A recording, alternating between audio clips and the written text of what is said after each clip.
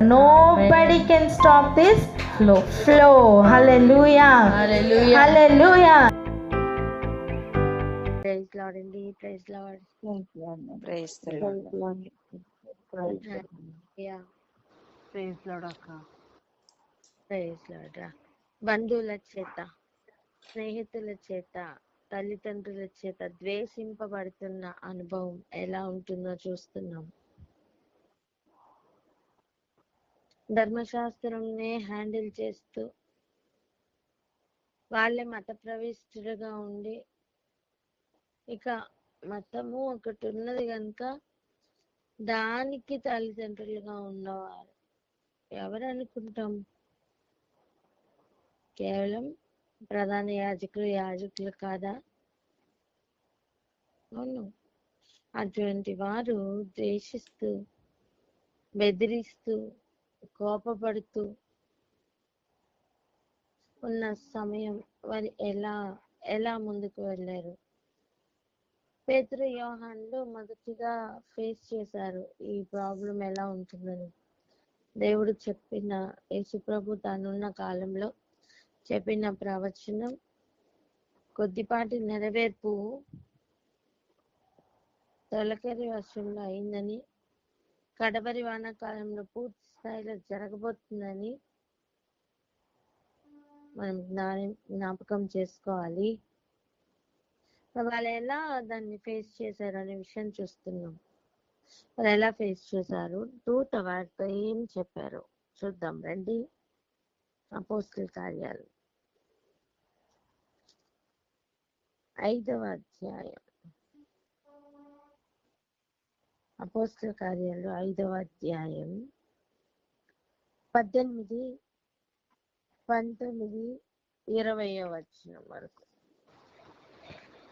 అపోస్తల కార్యంలో 5వ అధ్యాయము 18, 19, 20 వచనములు. అపోస్తలులను బలాత్కారంగా పట్టుకుని పట్టణపు చెరసాలలో ఉంచిరి. అయితే ప్రభువు దూత రాత్రి వేళ చెరసాల తలుపులు తీసి వారిని వెలుపలికి తీసుకుని వచ్చి, మీరు వెళ్ళి దేవాలయంలో నిలువబడి ఈ జీవమును గూర్చిన మాటలన్నీ ప్రజలతో చెప్పుడని వారితో అన్నాను. హల్లెలూయా. దేని గురించి అయితే ఈ భూమి మీద చెప్పద్దు అని చెప్పి బెదిరింపులు పొందారో, దేని గురించి అయితే మాట్లాడద్దు అని హెచ్చరికలు పొందారో, ఇప్పుడు దాని గురించే మాట్లాడమని దూత చెప్తున్నారు.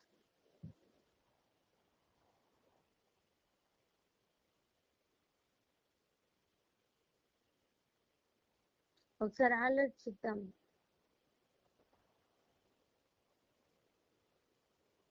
ప్రజలేమో, ఇక్కడ ఉన్న వారేమో చెప్పద్దు అంటున్నారు. దేవుడు పంపించిన దూతేమో అదే పనిగా తలుపులు తీసి వెళ్ళండి చెప్పండి అంటున్నారు. వాళ్ళు ఏం చేయాలి?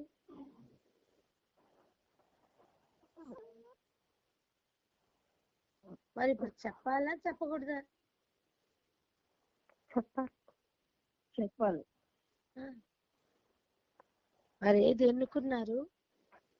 దూత చెప్పిన మాటని చేయడానికి పూనుకున్నారు. హల్లెలూయా. హల్లెలూయా.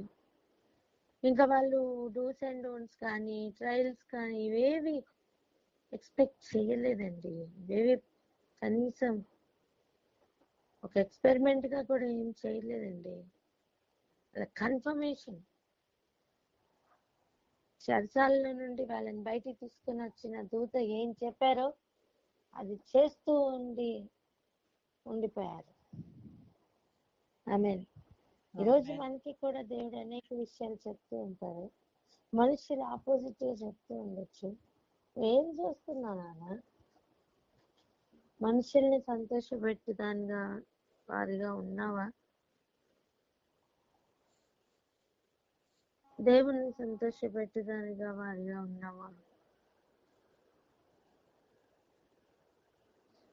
ఇప్పుడే ఆలోచన చేసుకుందాం ఒకసారి.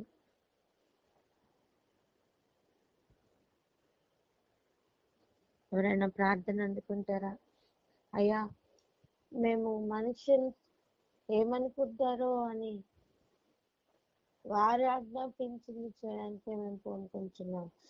దేవా, మేము చిత్తం చేయడానికి ఏదో క్రమమైన ఆ రోజు మీరు అపోస్తలులకు ఇచ్చిన ధైర్యం, ఆ ధైర్యంతో మమ్మల్ని కూడా నింపండి ప్రభా అని ఒక ప్రార్థన చేయగలరా?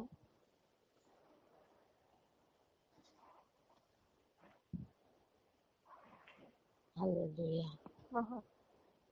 మహోన్నతుడ పరిశుద్ధులైన ప్రభా, స్తుతి స్తుతి స్తోత్రములు తండ్రి. అవును రాజనైనా తండ్రి ప్రభా, వారి బంధువుల చేతను స్నేహితుల చేతను ద్వేషింపబడుతున్న ఈ అనుభవ ప్రయాణంలో నా తండ్రి ప్రభా, ఎలాగైతే పేతురు యోహానులు తండ్రి నేను చెరసాల్లో ఉంచబడి ఉన్నప్పుడు నూత వారిని బయటకు తీసుకుని వచ్చి మీరు వెళ్ళి దేవాలయంలో నిలబడి జీవక మాటలన్నీ ప్రజలతో చెప్పుడు అన్నప్పుడు వారు నా తండ్రి వారు దూత మాట విన్నారు. అయినా వారు మనుష్యులను సంతోషపెట్టేవారుగా లేరు ప్రభా, వారు మిమ్మల్ని దేవుణ్ణి సంతోషపెట్టేవారుగా వారు నడిచారు. అదే విధంగా మేమును కూడా నా తండ్రి మనుషులను సంతోషపెట్టేవారుగా కాక అయినా మిమ్మల్ని సంతోషపెట్టేటువంటి వారుగా మా జీవితాలు సంపూర్ణంగా మారును గాక అని ప్రార్థిస్తూ యేసు పరిశుద్ధ నామంలో మిక్కిలి ఎంత బ్రతిమలాడి వేడుకొంచున్నాం తండ్రి. ఆమేన్. ఆమేన్. ఆమేన్. ఆమేన్. ఆమేన్. ఎప్పుడైతే వారు దూత చెప్పిన మాట చేయడానికి పూనుకొని దూత చెప్పినట్టు చేస్తున్నారో చూడండి,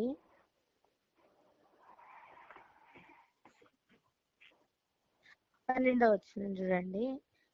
పేతురు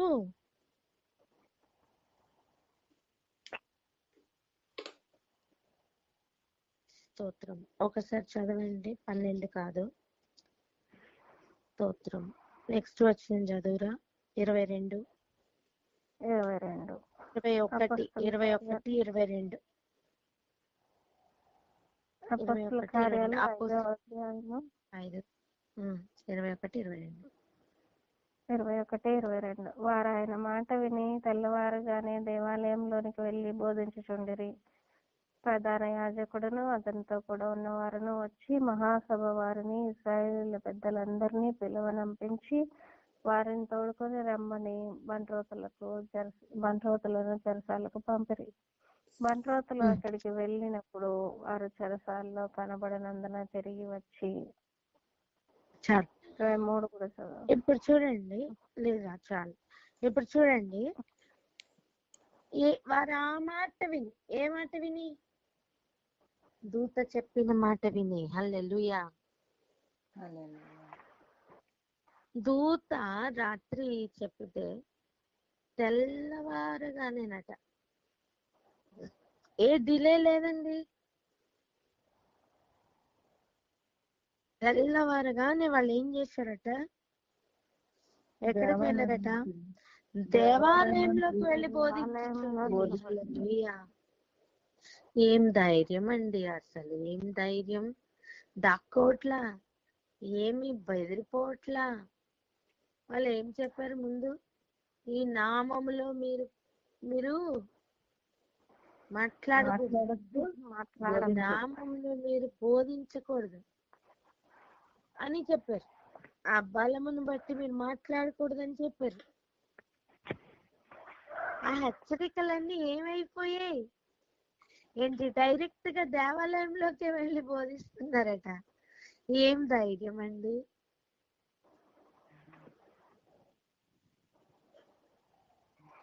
దేవుడు తోడుగా ఉన్నారు, అయినా ఆ రోజున్న వ్యతిరేకతలు చూస్తున్నారా? 2 ముగ్గురికి వేరుపడినప్పుడు దేవుడు చెప్తున్నవే నువ్వు చేస్తుండొచ్చు నానా, కానీ మిగిలిన ముగ్గురికి నీ స్థాయి ఏంటో అర్థం కాదు కదా.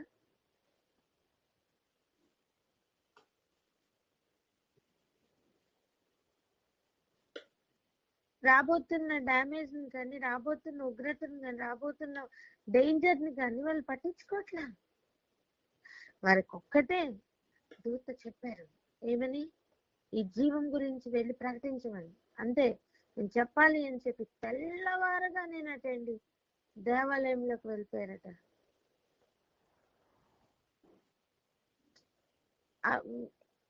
ఇక్కడే ఆగి నేను ప్రార్థన చేసుకున్నా. అదే మనం ఉంటే ఆ ప్లేస్ లో పాసిబిలిటీస్ చెప్తాం,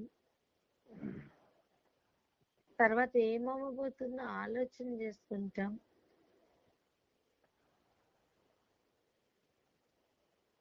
ఏవేవో చెప్పచ్చు, కానీ ఆ రోజు వాళ్ళు అవేవి ఆలోచించలేదు. వాళ్ళ పరిమితి ఏది కూడా వాళ్ళు ఆలోచించలేదు. వాళ్ళ పరిస్థితికి ఎక్కడ తల ఒగ్గల, కేవలం దూత చెప్పిన మాటకు తల ఒగ్గారు. హల్లెలూయా. మాట చెప్పన, యేసు ప్రభువుని క్యారీ చేస్తున్న మరియమ్మైనా యోసేపు అయినా అదే విధంగా మాట విన్నారు. ఇప్పుడు ఆయన దర్శనంను క్యారీ చేస్తున్న పేతురు యోహన్లు కూడా సేమ్ ఎగ్జాక్ట్ గా అలాగనే మాట వింటున్నారు. ఈరోజు ఆయన దర్శనాన్ని క్యారీ చేస్తున్న నువ్వు నేను ఆయన మాట వింటున్నామా? వినాలి.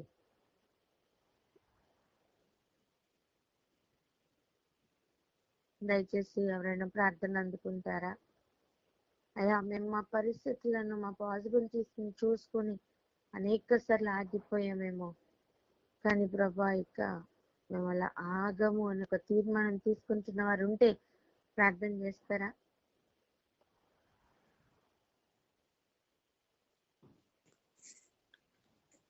స్తోత్రమయ్యా, స్తోత్రం నా తండ్రి ప్రభువా యేసయ్యా. మీకే వందనాలు, స్తుతులు, స్తోత్రములు చెల్లించుకుంటున్నాం నా తండ్రి ప్రభువా యేసయ్యా.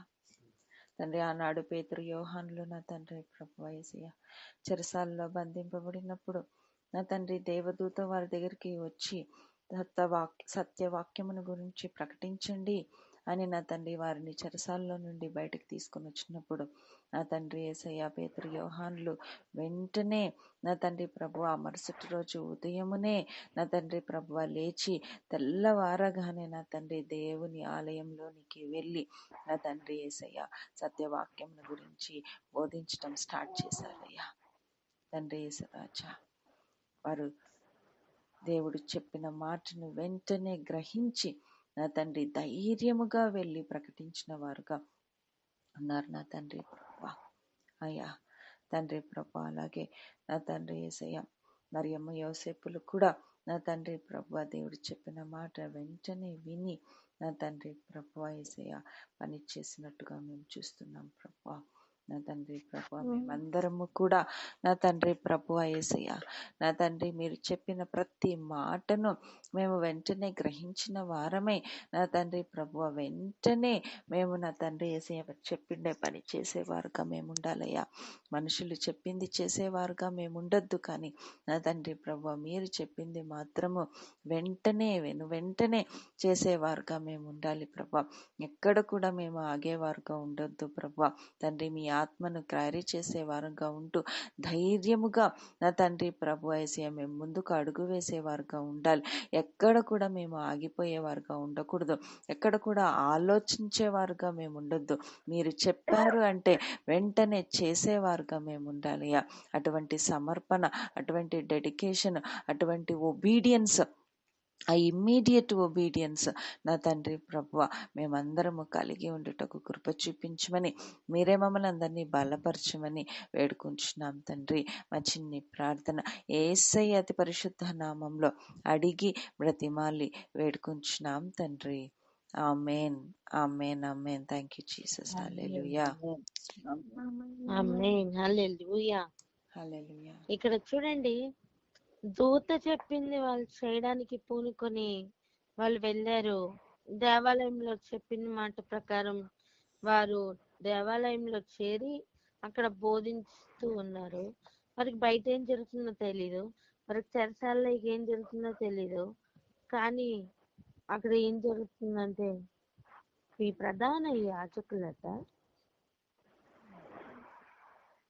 ఏం చేశారట, అతనితో కూడా ఉన్న వారిలోకి మహాసభ వారిని ఇశ్రాయేలీల పెద్దలందరినీ పిలువనంపించి వాళ్ళందరినీ పిలిచి ఏం చెప్తున్నారు, వీరిని తోడుకొని రండని బంట్రోత్తులను చెరసాలకు పంపిరి. మాట చెప్పున, ఇప్పుడు పిలువబడిన వారందరికీ కూడా ఒక షాక్ తగలబోతుంది. హల్లెలూయా. అవును. ఇప్పుడు ఇన్విటేషన్ తీసుకొని వచ్చి చేరుతూ ఉన్న వారందరికీ కూడా ఒక షాక్ ట్రీట్మెంట్ జరగబోతుంది. హల్లెలూయా. హల్లెలూయా. ఒక నేనంటాను ఒక పాజ్ ట్రీట్మెంట్ జరగబోతుంది. వాళ్ళ స్పీడ్ లో వారు పరిగెడుతున్నారు, వాళ్ళ ఆలోచన విధానంలో వాళ్ళు పరిగెడుతున్నారు. ఒక షాక్, ఒక్కసారి ఒక సడన్ గా ఆగి ఆలోచించమని చెప్తున్న ఒక సందర్భం అది. అవును, ఎందుకంటే వాళ్ళని తోడుకొని రండి అని బంట్రోతులని పంపించారు కదా. ఇక వాళ్ళు ఊహించుకుంటా ఉంటారు ఏమని తెలుసా, బంట్రోతులు వెళ్తారు చెరసాల్లో ఉన్న వాళ్ళిద్దరిని పట్టుకొని వస్తారు. అప్పుడు వాళ్ళని ఇలా బెదిరిద్దాం, ఇలా చేద్దాం, ఇలా చంపేద్దాం, ఇలా అన్ని ఆలోచన చేసుకుని ఉంటారు. వారి ఆలోచనలన్నీ తారుమారైపోయిన దినం అది. హల్లెలూయా. హల్లెలూయా. మాట చెప్ప, నువ్వు దేవుడు చెప్పినట్టు చేయడానికి పూనుకో, దేవుడు వాళ్ళ ఆలోచనని వ్యర్థపరచడం ఎలాగో దేవుడికి తెలుసు. హల్లెలూయా.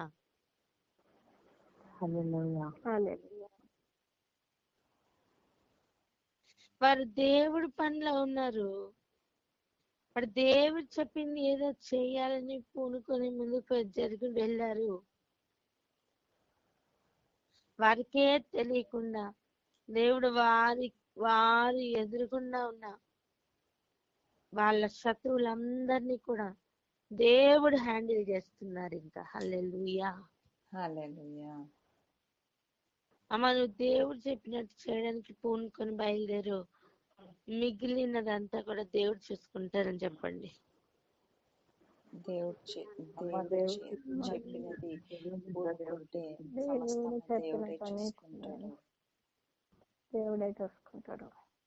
హల్లెలూయా. హల్లెలూయా. అక్కడ ఏం జరుగుతుందో వీళ్ళకి నిజానికి తెలియదండి, వెనక ఏం జరుగుతుందో వీళ్ళకి తెలీదు. కానీ చూడండి అక్కడ ఏం జరుగుతుంది. ఆ బంట్రోతులు అక్కడికి వెళ్ళారట, వారు చెరసాలలో కనబడలేదట. తిరిగి వచ్చి చెప్తున్నారు, చెరసాల బహుభద్రంగా మూసివేయబడి ఉంది, కావలి వారు కూడా తలుపు ముందర కావలి కాస్తూనే ఉన్నారు, కానీ తలుపులు తీసినప్పుడు లోపల మాకు ఒకడైనాను కనపడలేదని వారికి తెలిపిరి. ఎవరెవరికి? ప్రధాన యాజకులు పిలిచారే, ఎవరెవరు పిలుచుకున్నారండి? ప్రధాన యాజకులు, అతనితో ఉన్న వారికి, మహాసభ ఊరిని, ఇశ్రాయేలు పెద్దలు వారందరూ కూడుకుని ఇప్పుడు వీళ్ళని ఏం చేద్దామని ఆ ఊహాగానాల్లో ఉన్నారు కదా. వాళ్ళందరికీ ఈ మాటలు వినిపిస్తుంటే ఒక షాక్. హల్లెలూయా. అర్థం కాని కార్యాలు చేసి చూపిస్తూ ఆశ్చర్యకార్యాలు చేస్తారు. శత్రువులకి కూడా ఎలా ఏం చూపించాలో దేవునికి తెలుసు. వాళ్ళందరూ గుంపు కూడుకొని బంట్రోతులను పంపించి వాళ్ళని తోడుకొని రండి అని పంపిస్తే వాళ్ళు వచ్చి చెప్తున్న సాక్ష్యం అండి ఇది. మీకు గుర్తుందా, యేసు ప్రభువుని కూడా పట్టుకొని రండి అని బంట్రోతులను పంపిస్తే అప్పుడేం జరిగింది? ఆయన మాట్లాడినట్టు ఎవరు మాట్లాడలేదు, ఆయన బోధించినట్టు ఎవరు బోధించలేదు అని చెప్పి బంట్రోతులు ఆ రోజు ఇచ్చిన మాట ఏంటి, సాక్ష్యం ఏంటి? ఆయన మాట్లాడుతుంటే కరెక్టే కదా అనిపించింది. ఆయన బోధించినట్టు ఇంకెవరు బోధించలేదు అని చెప్పినప్పుడు ఏంటి మీరు కూడా వాళ్ళతో పాటు చేరిపోయారా, మీరు కూడా గలిలీలాగా తయారయ్యారా అని చెప్పి వాళ్ళు మాట్లాడారు. కానీ ఇక్కడ బంట్రోతులు వెళ్ళి ఏం ఫేవర్ చేయడానికి వెళ్ళలేదు, నిజంగానే పట్టుకుని వద్దామని వెళ్ళారు. అక్కడికి వెళ్ళిన తర్వాత వాళ్ళు చూస్తున్న విషయం ఏంటి, తలుపులుగానే ఉన్నాయి, కావలికి వారు కూడా కావలి కాస్తూనే ఉన్నారు, కానీ మేము తలుపు తీసిన వెంటనే వాళ్ళు అక్కడ లేరు. బాబా బాబా ఎలా ఉంటుందండి ఆ టైం, చెప్పండి ఒకసారి ఆలోచించండి. ఉం? అప్పుడు వారి గురించి ఒక మాట ఏమని రాశారు, ఆ చూడండి ఏమని రాశారు, 24 వచ్చిన అంతటా దేవాలయపు అధిపతియు ప్రధాన యాజకులను ఆ మాటలు విని ఇది ఏమౌనో అని వారి విషయమై ఎటూ తోచక ఉండిరి. బాబా ఏం అర్థం కావట్లే, వారి విషయమై ఏం జరిగి ఉంటుందో అర్థం కావట్లా, ఎటూ తోచట్లా.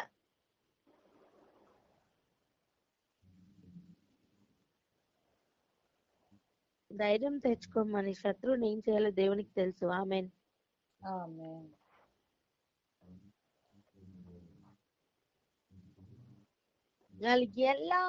వాళ్ళని ఎలా అయినా ఆయన శక్తిని ఆయన కనపరుచుకోవడానికి తెలుసు నాన్న. కానీ ఒక్కటి, నీకే చిక్క చేయడానికి ఈరోజు సిద్ధపడు, మిగిలింది దేవుడు చూసుకుంటారు. ఈ భాగం నాకు తెలుసు కదా, ఇది నేను ఆల్రెడీ చదివాను కదా, ఇది నాకు తెలుసులే అనుకుంటున్నావా?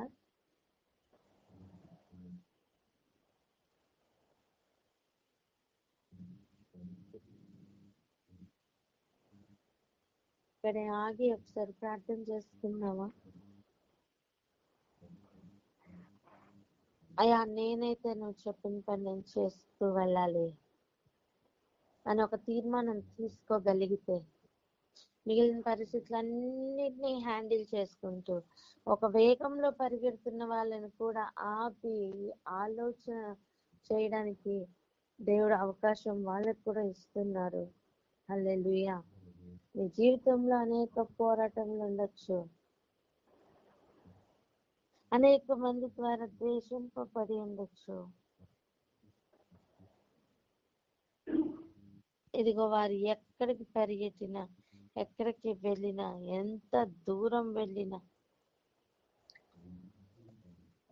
వారు ఈ మాటలు విని, దేవుణ్ణి పట్ల చేస్తున్న ఒక్కొక్క కార్యంను విని ఇది ఏమవును అని ఒక పాజ్ లో ఆగుతారు. హల్లెలూయా. ఎంతమంది రిసీవ్ చేసుకుంటున్నారు? హల్లెలూయా.